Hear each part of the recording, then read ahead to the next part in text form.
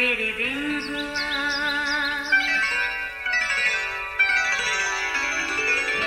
نیا پھر دن ہوا، پرانی رات کا کرے سو شکر ہم خدا کی ذات کا، خدا کی ذات کا نیا پھر دن ہوا۔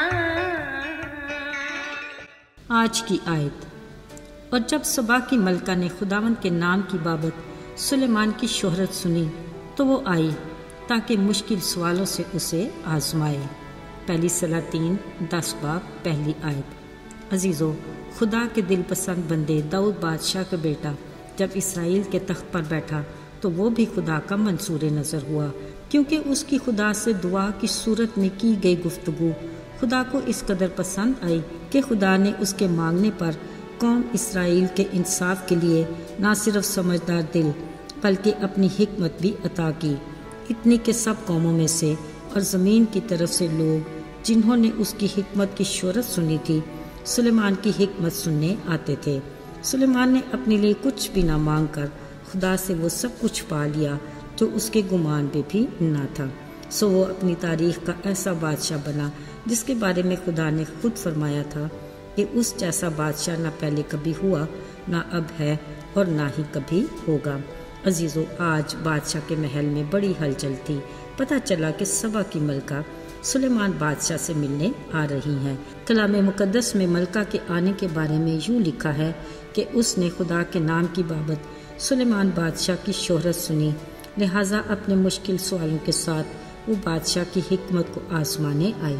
اس نے سلیمان بادشاہ کے لیے تحفے تحائف کا بھی اہتمام کیا، جن میں مسالہ، بہت سا سونا اور بیش بہا جواہر تھے۔ اس نے دل کھول کر بادشاہ سے گفتگو کی اور وہ سب کچھ پوچھا جو اس کی آرزو تھی۔ عزیزو، بادشاہ نے بھی اس کی ہر بات کا جواب ایسی حکمت سے دیا کہ وہ حیران رہ گئی۔ صرف یہی نہیں، وہ بادشاہ کا محل، دسترخوان کی نعمتیں، ملازموں کی نشست، خادموں کی حاضر باشی اور ان کی پوشاک، جس چیز کو دیکھا ایک سے ایک بڑھ کر پایا۔ سلیمان بادشاہ نے سبا کی ملکہ کو وہ سیڑھی بھی دکھائی جس سے وہ خداوند کے گھر کو جاتا تھا۔ اس نے بادشاہ کے سامنے اقرار کیا کہ میں نے تیرے بارے میں جو سنا وہ میرے لیے خبر سے بڑھ کر کچھ نہیں تھا، مگر اب جو میں نے اپنی آنکھوں سے دیکھا، تیری حکمت اور اقبال مندی وہ ان سب باتوں سے کہیں زیادہ بڑھ کر ہے۔ عزیزو، وہ ملکہ خدا کے منظور نظر بادشاہ سلیمان سے اس قدر متاثر ہوئی کہ برملا بول اٹھی، خوش نصیب ہیں تیرے لوگ اور ملازم جو تیرے حضور کھڑے رہ کر تیری حکمت سنتے رہتے ہیں۔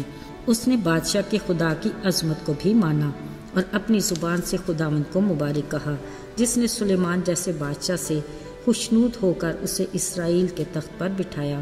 بلا شبہ وہ اپنی قوم سے محبت رکھتا ہے اور تجھ جیسا بادشاہ مقرر کیا کہ اس کا عدل و انصاف کرے۔ عزیزو، سلیمان بادشاہ نے واپسی پر اسے ہر وہ شے دی جس کی وہ مشتاق ہوئی اور اپنے شاہانہ سخاوت سے بھی اسے بہت کچھ عطا کیا۔ عزیزو، سبا کی ملکہ کی سلیمان بادشاہ کے حق میں کہی ہر بات غور طلب ہے۔ خدا نے نہ صرف سلیمان بادشاہ کو اس ملکہ سے عزت دلوائی بلکہ خدا کے نام کو بھی جلال ملا۔ عزیزو، سوچنے کی بات یہ ہے، آخر سلیمان بادشاہ میں ایسا کیا تھا کہ خدا اس سے بے انتہا خوش تھا، جبکہ وہ بھی ہمارا ہی ہم طبیعت انسان تھا۔ سب سے پہلے ہم اس کی دعا پر غور کرتے ہیں۔ اس نے انصاف کے لیے سمجھدار دل مانگا، یعنی انصاف جو خود خدا کی پاک ذات کا خاصہ ہے۔ اس کے نزدیک عدل و انصاف کی کس قدر اہمیت ہے۔ اس نے فرمایا کہ اس کے سوا میں اور تجھ سے کیا چاہوں گا کہ تو انصاف کرے۔ عزیزو، اگر ہم اپنے بارے میں سچ کہیں تو واقعی ہماری فطرت میں انصاف ناپید ہے۔ روزمرہ زندگی کے معمولات میں ہر بات میں ہماری بے انصافی چھلکتی ہے، یہاں تک کہ ہم اپنی محبت کے معاملے میں بھی انصاف نہیں کر پاتے۔ دوسری بات، سلیمان نے خدا سے حکمت مانگی۔ خدا کی دی ہوئی حکمت کی خوبی یہ ہے کہ وہ پاک ہوتی ہے، ملنسار، حلیم، تربیت پذیر، حلم اور اچھے پلوں سے لدی ہوئی، بے طرفدار اور بے ریا۔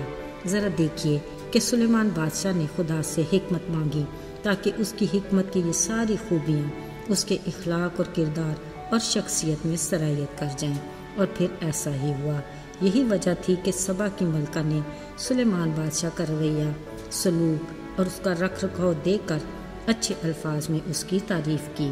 مزے کی بات یہ کہ سلیمان بادشاہ کی تعریف کا دوسرا سرا اس کے خدا سے جڑا ہوا تھا، جس کے باعث حقیقی عزت اور جلال خدا کے نام کو بھی ملا۔ اب ضرورت اس امر کی ہے کہ خدا سے مانگتے وقت ہم بھی ایمان کے ساتھ کلام مقدس کی ہدایت سے اس کی مرضی کے مطابق مانگیں تاکہ ہماری بھی سنی جائے، کیونکہ خدا نے دعا نہ سنی جانے کی وجہ بھی بتا دی۔ فرمایا، تم مانگتے ہو مگر تمہیں ملتا نہیں، اس لیے کہ تم اپنی عیش و عشرت کے لیے مانگتے ہو۔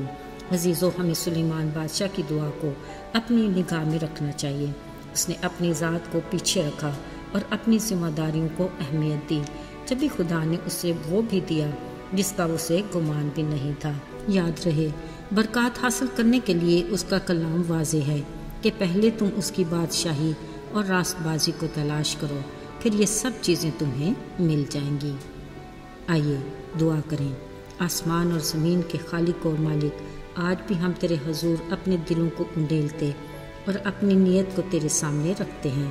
چاہتے ہیں کہ تو ہمیں زندگی گزارنے کے لیے اپنی حکمت عطا کر کہ تیری خوبیاں ہمارے اخلاق، کردار اور مزاج میں شامل ہو جائیں، تاکہ نہ صرف ہم اپنے لیے بابرکت ہوں بلکہ بہت سو کے لیے برکت کا وسیلہ بنیں، اور اس سے بڑھ کر تیرے نام کو عزت اور جلال دینے کے لائق ہوں۔